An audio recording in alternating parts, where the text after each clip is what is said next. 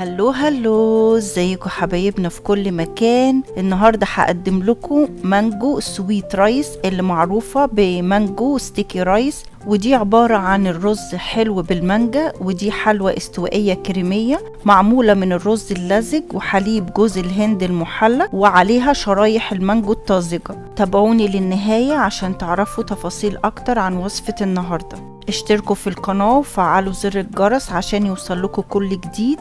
يلا بينا.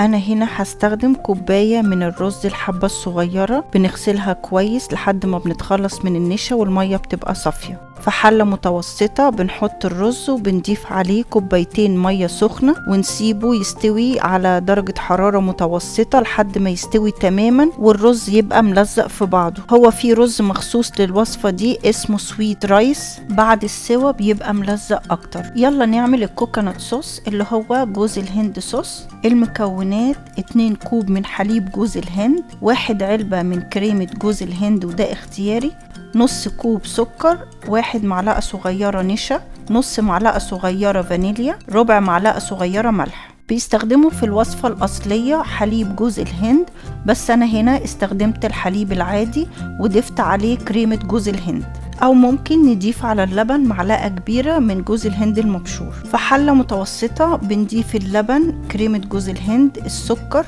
النشا، الفانيليا، الملح، ونقلب كل ده على البارد لحد ما السكر يدوب، وعلى درجة حرارة متوسطة بنسوي الصوص لمدة 10 دقايق بس ما نخلوش يوصل لمرحلة الغليان.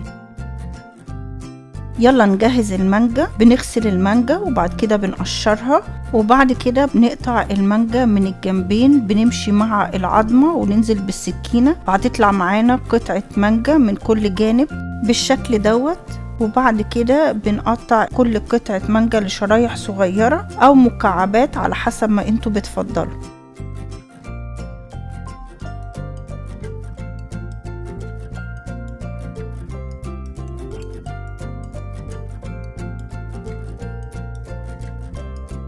القطعة دي هنقسمها لمكعبات صغيرة.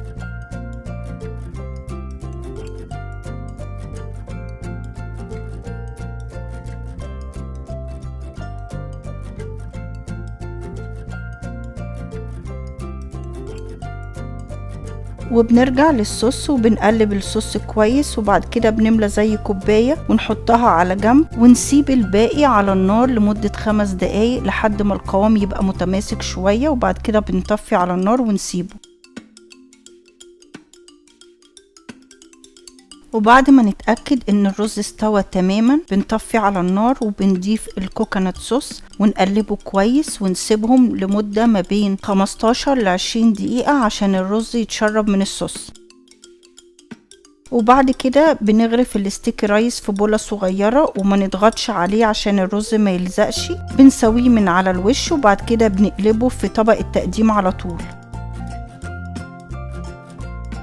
ونضيف عليه شرايح المانجا.